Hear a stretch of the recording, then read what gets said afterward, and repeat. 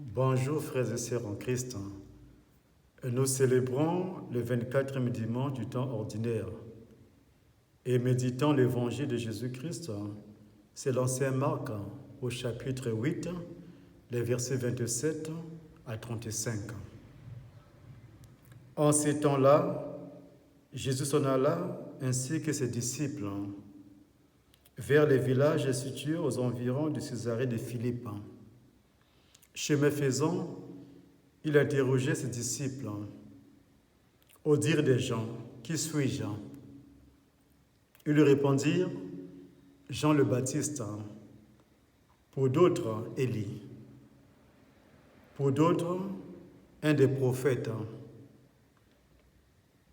Et lui les interrogeait. Et vous, que dites-vous? Pour vous, qui suis-je?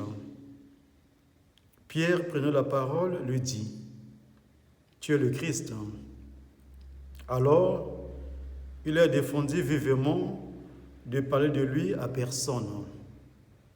Il commença à leur enseigner qu'il fallait que le Fils de l'homme souffre beaucoup, qu'il soit rejeté par les anciens, les grands prêtres et les scribes, qu'il soit tué, et que 3 jours après, il ressuscite.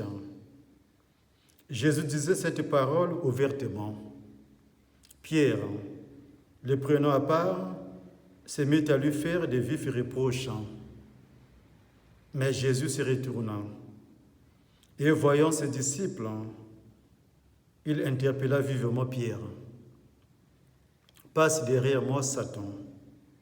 Tes pensées ne sont pas celles de Dieu, mais celles des hommes. » Appelant la foule, avec ses disciples, il leur dit, « Si quelqu'un veut marcher à ma suite, qu'il renonce à lui-même, qu'il prenne sa croix et qu'il me suive. Car celui qui veut sauver sa vie la perdra. Mais celui qui perdra sa vie à cause de moi et de l'Évangile la sauvera. » Acclamons la parole de Dieu.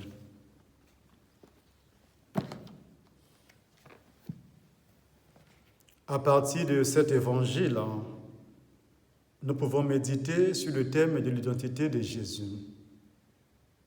Cette question embarrassante, Jésus nous la pose au quotidien, chaque jour, comme chrétienne et comme chrétien. Il nous interpelle sur son identité. En effet, la question de Jésus aux apôtres nous pousse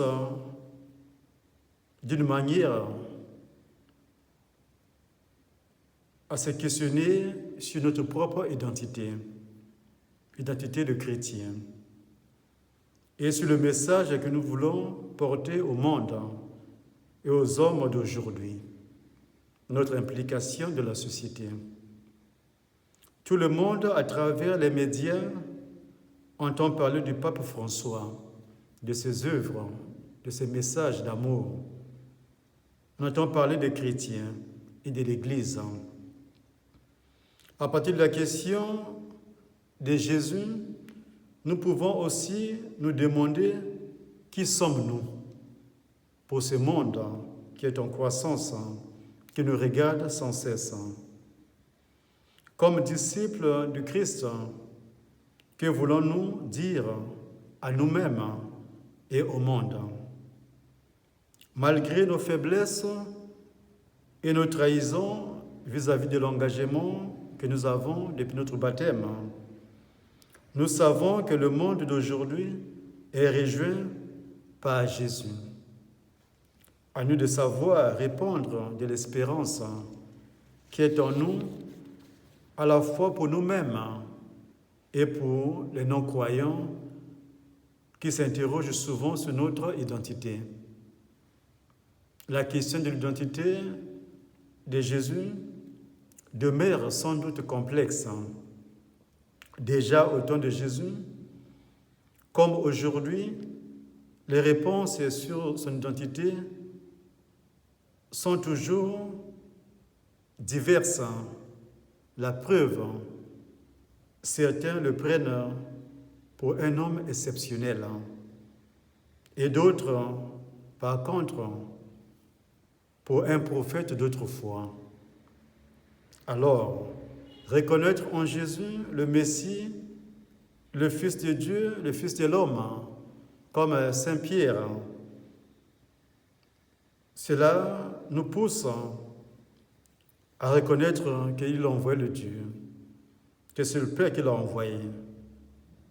Et le reconnaître cela est possible grâce à l'aide de l'Esprit Saint, qui peut nous aider à dire pleinement la vérité tout entière. Donc il y a un travail à faire comme chrétien, comme chrétienne, un travail au quotidien pour notre vie, pour chercher l'identité de Christ et montrer aux hommes que nous sommes ses fidèles et que l'Esprit Saint nous aide à progresser davantage dans notre recherche de Christ pour que nous puissions un jour témoigner aux hommes de notre espérance. Aussi bien dans notre foi individuelle que dans celle de l'Église, corps de Christ, nous devons témoigner. Parce que la suite du Christ suppose que nous le connaissons bien, comme aîné et comme fils de Dieu. En réalité, comme chrétiens, nous savons que le chemin de croix que Jésus lui-même nous a ouvert montre que l'amour et le don de soi sont portés d'une sémence de vie, autant pour nous que pour ceux qui nous reçoivent au nom de Jésus, pour toutes ces personnes qui ont soif de la parole de Dieu. Il n'y a pas de plus grand amour que de donner sa vie pour ceux que l'on aime, comme Jésus l'a fait. C'est dans ce sens que Saint Jacques, de la deuxième lecture, nous invite comme chrétiens à l'action, parce qu'il faut agir. Pour lui, la foi qui n'agit pas ne sert à rien. Et c'est là qu'on peut se poser la question, aujourd'hui, quelle est l'implication des chrétiens de l'Église dans toutes les questions d'actualité? Par exemple, le combat sur la crise écologique. Qu'est-ce que les chrétiens font pour que nous puissions avoir un monde meilleur? De même, Isaïe, de la première lecture, nous rappelait aussi la difficulté de la mission. Annoncer la parole de Dieu, ce n'est pas toujours aisé. Il y a toujours des difficultés. C'est pourquoi il cite autant de choses, insultes, tortures. Et le Christ a connu toutes ces choses. Et ces choses ne nous échappent pas aussi, comme chrétiens, parce que nous sommes ses disciples. Et c'est là aussi que nous devons faire l'effort de cheminer avec le Christ, d'accepter toutes ces humilités, d'accepter toutes ces difficultés et d'épouser la simplicité pour que notre message puisse passer devant le chrétien et passer devant toutes ces personnes qui n'ont jamais connu le Christ. Nous sommes à la suite du Christ. Et la suite du Christ n'est pas toujours facile, en lien avec Matthieu chapitre 8, les versets 21 à 22 que vous connaissez très bien. Seigneur, laisse-moi d'abord aller enterrer mon père et ma mère et je te suivrai. Et nous connaissons très bien la réponse que le Christ nous donne. Laisse les morts enterrer leurs morts, toi, suis-moi. Il s'adresse à chacun de nous de le suivre et d'abandonner toutes ces choses qui ne sont pas importantes pour notre foi. Mais on peut se poser la question de savoir d'où vient la difficulté à comprendre, à saisir l'identité même du Christ. En effet, notre difficulté à comprendre reste la même que celle des collaborateurs de Jésus, des apôtres à l'époque. Car pour les collaborateurs de Jésus à l'époque, les apôtres et beaucoup qui les suivaient, ils pensaient à un Messie libérateur qui venait pour les libérer de l'occupant romain pour prendre le pouvoir.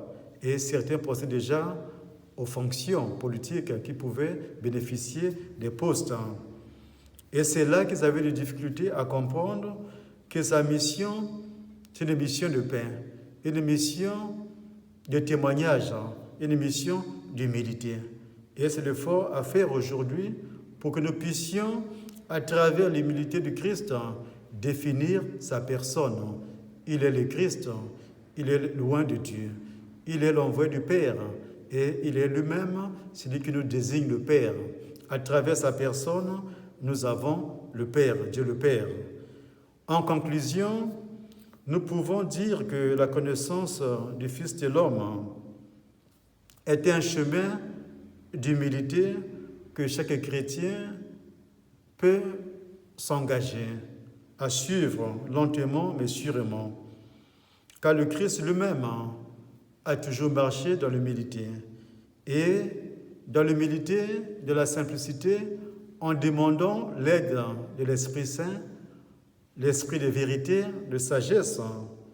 Et c'est là que nous pouvons comprendre que Jésus-Christ est l'envoyé du Père.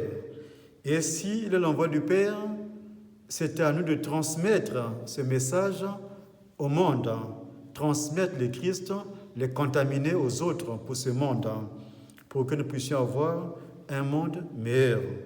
Demandez au Seigneur, en ce jour, qu'il nous donne cette capacité, qu'il nous donne cette intelligence, comme chrétiens, comme chrétiennes, de reconnaître la présence du Christ à travers les laissés pour compte, à travers toutes ces personnes que nous rencontrons dans le métro ou bien dans le bus, toutes ces personnes qui sont en difficulté. C'est à travers eux que le Christ se manifeste à nous comme envoyé du Père. Demandons au Seigneur de nous bénir et qui veille sur nous, qui nous accompagne chaque jour. Au nom du Père et du Fils et du Saint-Esprit.